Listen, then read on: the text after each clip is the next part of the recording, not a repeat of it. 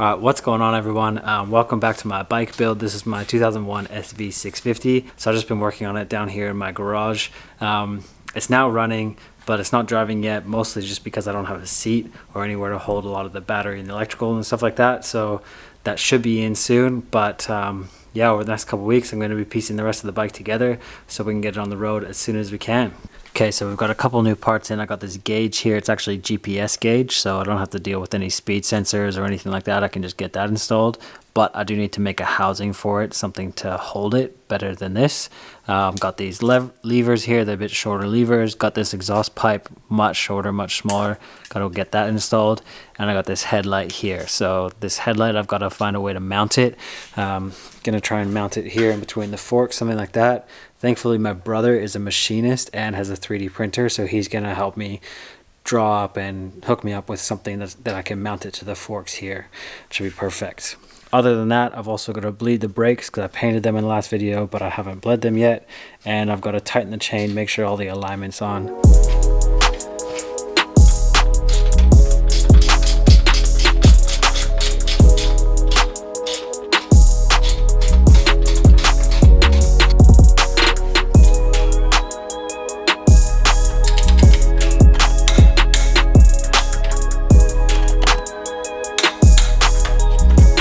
Okay, so my brother came by and took a whole bunch of measurements for the forks and sort of the front area, and he's been designing this headlight bracket mount. This is what he's been coming up with, and I'm stoked on this design. It looks awesome. Basically going to bolt onto the forks. There's going to be obviously another one on this side, so it's going to bolt on both sides. These little tabs here are for the signal lights, so that'll clip in between this part where the headlight will bolt onto and then these arms. This will also be adjustable, so I can adjust the height of my headlight, get that level to the right amount, and yeah, it's gonna be perfect. So stoked with how this design is looking. He's gonna get that going on the printer. Hopefully we'll have it soon and I can get it installed.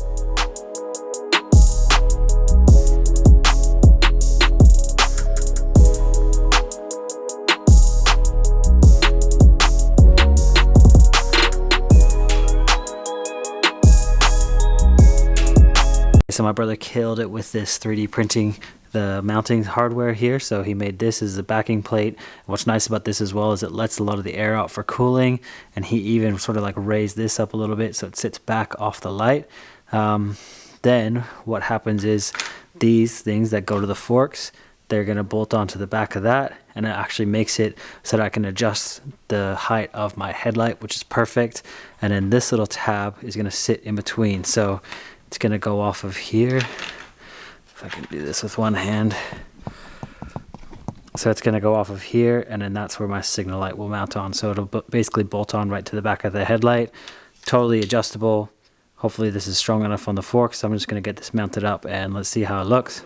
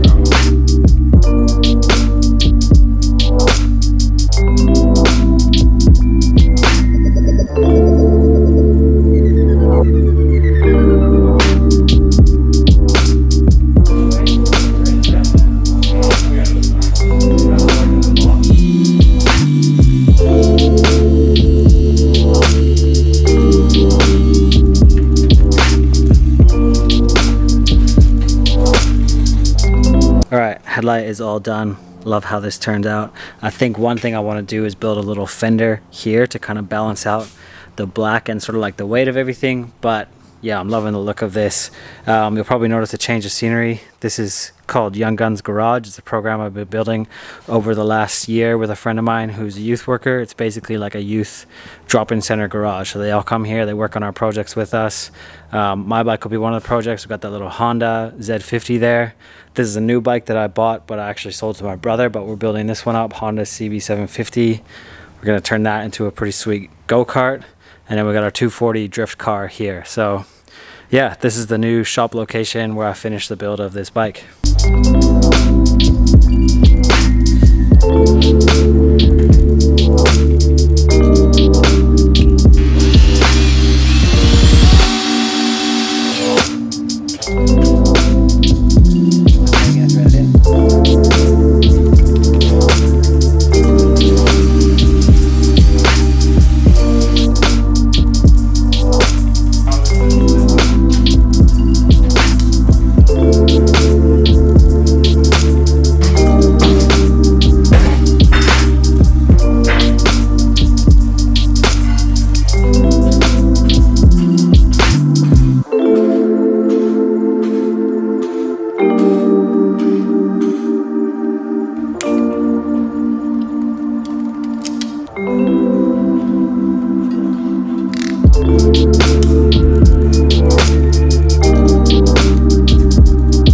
Alright, got this gauge onto here. We ended up 3D printing this gauge housing. It actually matches the threads of the gauge on the inside, and then bolts right to the top of this triple clamp. It's GPS powered. It's just a gauge off of eBay.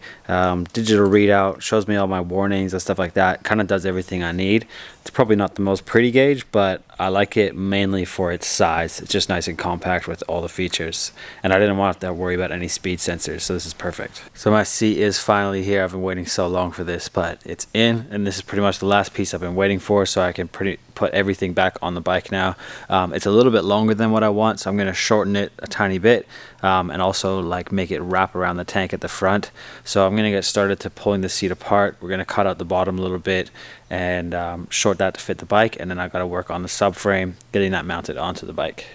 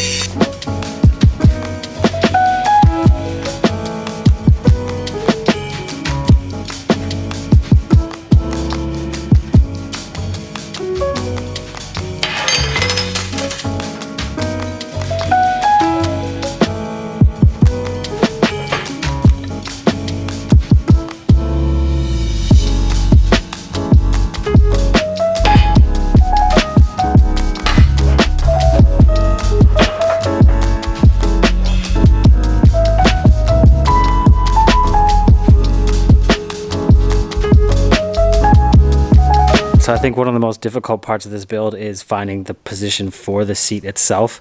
It's really got to flow with the lines of the bike. I think I will be doing handlebars with risers later on, so I'm taking that into consideration as I plan this out. But I got the top bar of the subframe mapped out here. My tube bender that I borrowed was too wide to match the width of the seat, and then I had another one that was too narrow, so I ended up kind of like splicing the two together, and then it's got these welds in it. I knew I would have to do that anyways because you can't really have two bends this close to each other of this radius, so I ended up just doing a few different welds, and it kind of matches the aesthetic of the frame itself actually, and I think it'll look pretty cool at the end of the day. But this is me lining up the top of the subframe. The big thing that I guess elevates the build a little bit is my brother coming through again with the machining. He made these pieces here. It's like this, so it goes in the end of the tube and then bolts on there. Just makes the build look so much cleaner with that there. So yeah, this is the top of the subframe. I'm going to tack this up and then start working on the pieces that will go from this mount up to here to support it.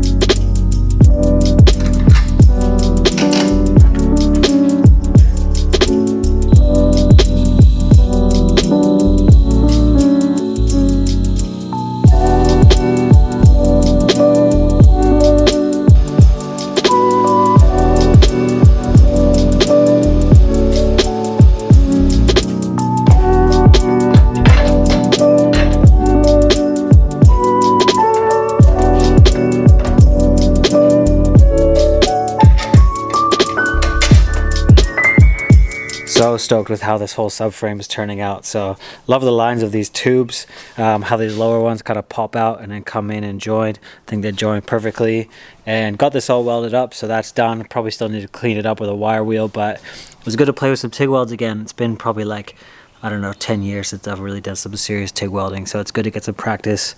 Botched a few of the welds, but whatever, it's all good. So yeah, that's how the subframe's looking now.